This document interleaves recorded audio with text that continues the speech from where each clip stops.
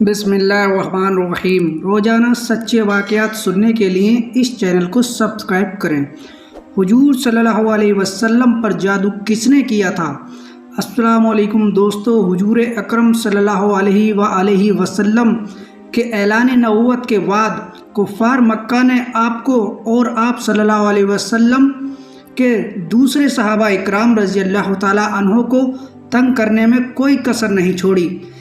اس کی سر انگیز سے بچنے کی خاطر حضور پاک صلی اللہ علیہ وآلہ وسلم نے شہر یثرب، جسے بعد میں مدینہ کہا جانے لگا، ہجرت فرمائی۔ آپ صلی اللہ علیہ وآلہ وسلم کی مدینہ آمد سے کبھی یہ شہر دو بڑے قبیلوں میں تقسیم تھا، ایک اوس اور دوسرا خزرج۔ یہ دونوں ہی ایک دوسرے کی جان کے دشمن تھے۔ ان میں بہت معمولی سی باتوں پر اکثر جنگ چھڑ جاتی تھی جو نسلوں تک جاری رہتی، جبکہ اس شہر کا تیسرا حصہ یہودیوں پر مشتمل تھا۔ یہ یہودی یہاں بیٹھ کر عرب کی اکانومی کو کنٹرول کیا کرتے۔ ان کی بقا اور فوائد اس بات سے جڑے تھے کہ عرب کے قبیلے آپس میں ایسے ہی بڑے سرے پیکر رہیں اور ترقی کی طرف راغب نہ ہوں، اور یہودی انہیں جنگی سامان اور اعلیٰ تیز ہر مہیا کر کے خوب مالی فائدہ حاصل کرتے رہے۔ یہ سارا نظام بالکل ٹھیک چل رہا تھا کہ آپ صلی اللہ علیہ وآلہ وسلم کی مدینہ آمد ہوئی اور آپ نے اوس اور خزرج نامی قبیلوں کو بھائی بھائی بنا دیا۔ آپ صلی اللہ علیہ وآلہ وسلم کی مدینہ شہر میں آمد کے بعد جنگ کی فضا ختم ہوئی، امن و امان قائم ہوا اور اس شہر کی خوشحالی واپس لوٹ آئی۔ لیکن یہ تمام باتیں اس شہر میں رہنے والے یہودیوں کو ایک آنکھ نہ بھائی۔ وہ کھلے عام تو اپنی عداوت کا اظہار نہ کر سکتے تھے، چنانچہ وہ پیٹھ پیچھے مسلمانوں کے خلاف سازشیں کرتے رہے۔ جنگ خندق اس بات کی ایک واجب مثال ہے کہ جب یہودیوں نے مسلمانوں کو مٹانے کی خاطر کوئی کسر نہیں چھوڑی، لیکن الحمدللہ یہودی اپنی ہر سازش میں ناکام نامراد رہے اور مدینہ شہر سے جلا وطن کر دیے گئے۔ جب یہودیوں کی تمام کوشش ناکام ہوئی تو طبقات ابن سعد کے مطابق جب رسول اللہ صلی اللہ علیہ وآلہ وسلم حدیبیہ سے واپس مدینہ منورہ لوٹے تو مدینہ منورہ کے یہودی سردار، جو ظاہری طور پر تو اسلام لا چکے تھے لیکن منافق تھے، بنو زری قبیلہ کے خلیص ایک آدمی لبید بن عاصم کے پاس آئے۔ وہ جانتے تھے کہ وہ جادوگر اور یہودی ہے، وہ جادو اور سخت قسم کے زہر کو جانتا ہے۔ انہوں نے اس سے کہا، ابو عاصم تو ہم سے بڑا جادوگر ہے۔ سب مردوں اور عورتوں نے محمد صلی اللہ علیہ وآلہ وسلم پر جادو کیا لیکن ان کا کچھ نہ بگاڑ سکے، بلکہ اس کا الٹا اثر ہم پر ہی ظاہر ہو رہا ہے۔ جیسا کہ تو دیکھ رہا ہے، اس نے ہمارے دین کی مخالفت کی اور ہمیں ضلع وطن بھی کیا، لہٰذا تو محمد صلی اللہ علیہ وسلم پر جادو کر دے، اور ایسا جادو کرنے پر کچھ دینار ادا کرنے کا وعدہ کیا۔ اسلامی کتب نے لبید بن عاصم کے بارے میں کچھ زیادہ معلومات دستاویز نہیں، لیکن جن حدیث میں اس کا ذکر ہے ان کی روشنی میں ایک یہودی لڑکا تھا اور نبی صلی اللہ علیہ وسلم کی خدمت کیا کرتا تھا۔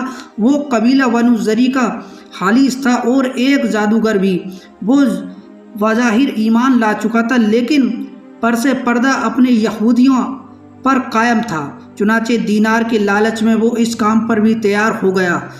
چونکہ وہ حضور صلی اللہ علیہ وسلم کے پاس آتا رہتا تھا، اس لیے نبی اکرم کی استعمال شدہ کنگھی اور گرے ہوئے بال جمع کرنا اس کے لیے کوئی زیادہ مشکل نہ رہا۔ اور ایک روایت میں یہ بھی ہے کہ یہ بال اور کنگھی لبید بن عاصم نے ایک چھوٹی بچی کے ذریعے حاصل کیے۔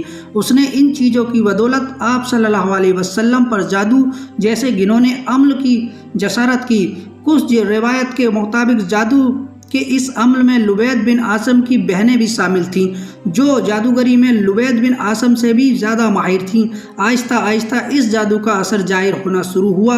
آپ کو یہ محسوس ہوتا ہے کہ آپ اپنی ازواج مستعارات کے پاس گئے، حالانکہ آپ ان کے پاس نہیں گئے ہوتے تھے، اور اس جادو سے آپ کی بصارت بھی متاثر ہوئی۔ جبکہ دوسری روایت میں یہ ہے کہ آپ صلی اللہ علیہ وآلہ وسلم جادو کے اثر سے بیمار ہوئے اور ازواج مستحرات کے پاس جانا چھوڑ دیا۔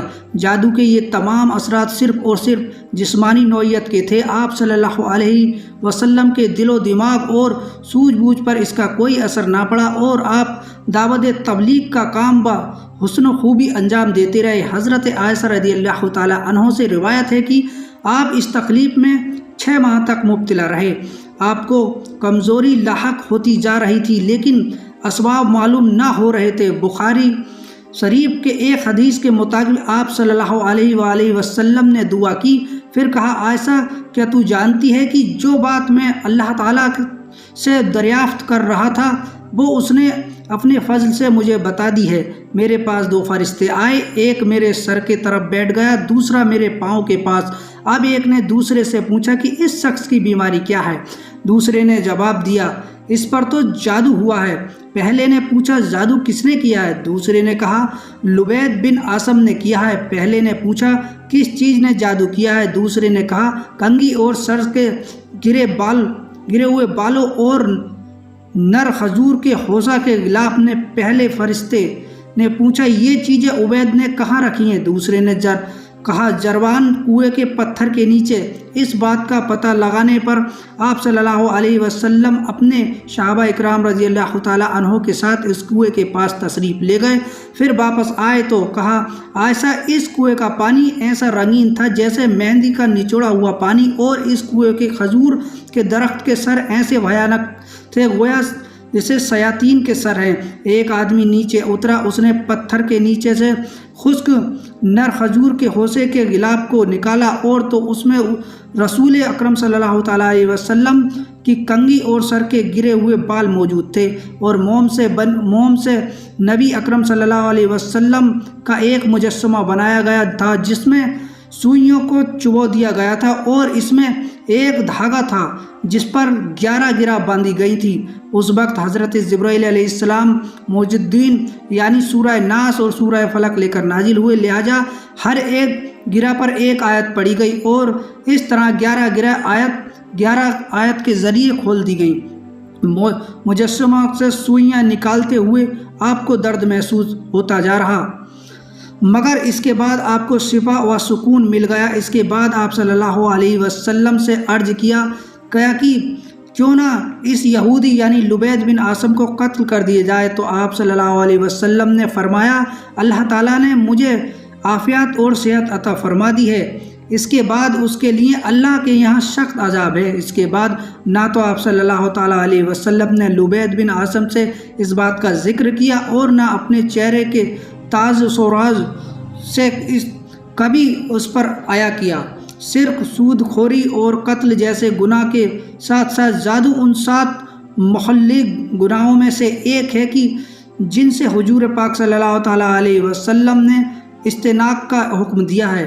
اللہ تعالیٰ آپ کو، مجھے اور ہم سب کو جادو، سر اور نظر بد جیسی چیزوں سے اپنی پناہ میں رکھے، آمین۔